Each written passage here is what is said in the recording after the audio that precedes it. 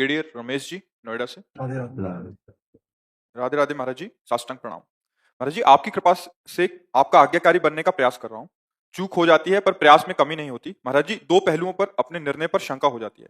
पहला है महाराज जी, जब भी दान क्रिया होती है, किसी को दान देते हैं तो भाव ये होता है कि भगवान की दी हुई संपत्ति भगवान को अर्पित हो रही है। पर जब ट्रैफिक लाइट पर छोटे बच्चों या बड़ों को कुछ देना होता है तो लोग बोलते हैं कि आप उनकी आदत बिगाड़ रहे हो, आपके द्वारा दी हुई धनराशि का उपयोग वो गलत भी कर सकते हैं। महाराज जी, पर हमारा भाव ये रहता है कि हम तो वो वस्तु अपने भगवत भाव करके आपको लोगों के भाव देखने, अपने भाव देखने, अपने भाव देखने ना। लोग तो कुछ भी किसी को भी कह सकते हैं। लोगों का निर्णय ठीक थोड़ी होता है।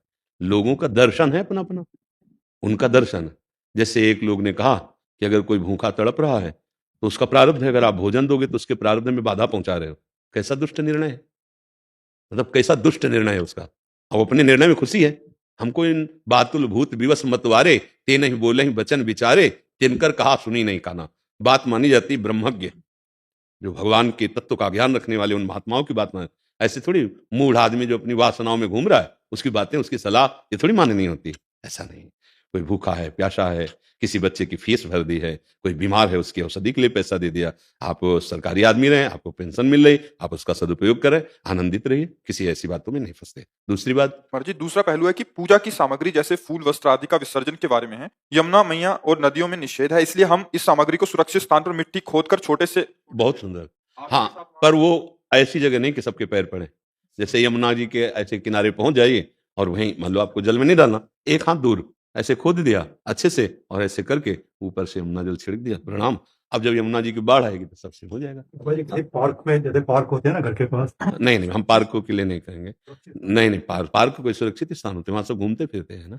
तो यमुना का पावन तट है, तो हम यमुना के पावन तट या गंगा के पावन तट या किसी विशाल पवित्र सरोवर के तट पर हम खोद करके और अंदर डाल देते हैं और प्रणाम कर लेते हैं। अब उसके ऊपर कोई चले हमारी बात, हम तो उनको पावन जगह पर, पार्क कोई घूमने फिरने का स्थान हो, कोई तीर्थ नहीं है, वो कोई पावन नहीं है। भगवत प्रसादियों को एकत्रित करते रहो और जब कभी वृंदावन आना हो या कहीं भी आना हो, बहुत दूर दूर तक यमुना जी की खाली रेत पड़ी है, दो हाथ रेत ऐसे करी, लकड़ी से ही कर ले और फिर विराजमान करके ऊपर से कर ले, बढ़िया रहेगा, ठीक रहेगा ना। हाँ, पार्क है या पीपल के वृक्ष के नीचे ऐसे कहीं पधरा दिए, कुत्ते मूतते हैं या फिर वहां ऐसा, तो हमारे भगवान की प्रसादी, उसको सम्मान से रखिए। कोई पवित्र सरोवर है, झील है, नदी है, ऐसे स्थानों का चयन किया जाता है। जैसे कोई खंडित मूर्ति है या कुछ ऐसा ना, तो ऐसे ऐसे किया और अंदर विराजमान करके ऊपर से रस डाल के प्रणाम किया, चलिए ऐसे कर देते हैं। हरि की प्राप्ति कब और कैसे होगी? अब कब, ये तो हरि जानते हैं, क्योंकि उनको मिलना है। लेकिन कैसे होगी ये हम जानते हैं, गुरु प्रताप से, ये हम जानते हैं। जिसने सर्वतो भावेन, एक भरोसो, एक बल, एक आस, विश्वास, एक राम घन श्याम हित, चातक तुलसीदास। जिसका एक भरोसा, एक ही आशा, केवल अब भगवान से मिलना है, एक ही चाह तड़प रही है, कब मैं भर नेत्र इनको देखूं, और इनसे विश्वास है मुझे अवश्य मिलेंगे। जैसे चातक स्वाति के बूंद का इंतजार करता है, ऐसे हर समय भजन करते हुए जो भगवान का इंतजार करता है उसे निश्चित भगवत प्राप्ति हो जाती है। दरस बिन दुखन लागे नैन, बार बार वो विकल होकर रो रहा है, नाथ मेरे पास कोई साधन नहीं, केवल आप कृपा से मिल जाओ। प्रभु मैं तो पतित हूं, कैसे आपको रिझाऊं। अनन्य चेता सततम, यो माम स्मरति नित्य सहा, तस्याहम सुलभा पार्थ नित्य युक्त योगिनः। हे अर्जुन, मैं उसके लिए सुलभ हो जाता हूं, सुलभ माने दर्शन दे देता हूं, जो मेरा निरंतर भजन करता है। बारी मथे घृत हो ये बरु, सिकताते बरु तेल, बिनु हरि भजन न भवतरिय, यह सिद्धांत अपेल। भजन भजन, इसमें न पैसा लगता है न किसी के सहयोग की जरूरत है। राधा राधा कृष्ण कृष्ण, भगवान मिल जाएंगे। मिलना कौन चाहता है? आप अंदर से देखो, इतनी चाहते अन्य है कि भगवान से, जिस समय भगवान से मिलने की चाह होगी उस समय कुछ अच्छा नहीं लगता। अब हमारा बस तो है नहीं, हम आकाश को पकड़ना चाहे कैसे पकड़ पाएंगे, तो हम रो सकते हैं। जैसे छोटा बच्चा कुछ चाह करता है तो माँ के आगे रोता ही है ना, तो माँ उसके रोने को मिटाने के लिए फिर माँ प्रयास करती है। ऐसे ही हमारे प्रभु जब हमें देखते हैं, रुदु सुश्रम राजन कृष्ण दर्शन लालसा, ये रो रहा है मेरे मिलने के लिए, फिर वो इतने करुणामय है कि वो उसको अनुभव करा देते हैं। वो चाहे तो प्रगट दर्शन दे दें, वो चाहे हृदय में दर्शन दे दें, पर ये चाह तब होती है जब कोई अन्य चाह ना रह जाए। अगर अन्य चाहे हैं तो साथ में भगवत मिलन की चाह नहीं होती, पक्की समझ लो। एक ही ऐसी चाह है, इस चाह के आने के बाद फिर कोई चाह नहीं रहती। देखो, हम तो बड़ा सरल भाव से आपको समझा रहे हैं। एक बच्चा बच्ची यदि शरीर आसक्त हो गए, जिसे प्यार कहते हैं, तो दोनों अगर सच्चाई से आसक्त हो गए तो मरना पसंद करेंगे, बिछुड़ना पसंद नहीं करेंगे।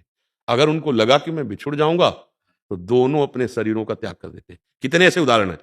असत शरीर, वो जानते नहीं एक दूसरे के स्वरूप को, असत शरीर से प्यार किया तो प्राण तिनके के समान हल्के हो गए, और हम सच्चिदानंद से प्यार करते हैं। जरा देखो हमारी हालत क्या है। ये सुविधा, वो भोग, ये चाहत, वो चाहत, मतलब कुछ अभी गड़बड़ है। एक संसारिक प्यार करता है, 20 साल से माँ ने पाला, पूरा वैभव संपत्ति सब उसके पास है, तिनके के समान छोड़ देते। माँ, भाई, परिवार, संपत्ति, रिश्ता, नाता, पद, प्रतिष्ठा, कीर्ति, सब का त्याग करके भाग गए। नहीं भाग जाते। हम प्रभु से प्यार करते हैं, सब बनाए रखना चाहते हैं, परिवार हमारा, संपत्ति हमारी है। हमारे प्यार में कुछ अभी गड़बड़ी है, अभी सही कनेक्शन नहीं है। नहीं तो जहां भगवत प्यार उदय होता है तो देखो लौकिक प्यार, वो किस जाति का है, किस कुल का है, क्या नहीं है, कुछ है कि नहीं है, कुछ मतलब नहीं। ये हमें मार डालेगा कि जिंदा रखेगा, कोई मतलब नहीं। पूरा समर्पण। और हम लोग आत्मसमर्पण भगवान को कितना करते हैं, ईमानदारी से देख लो।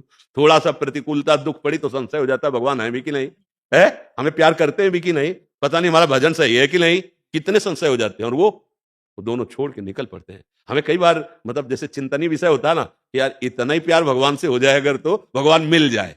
भगवान कैसे मिलते हैं?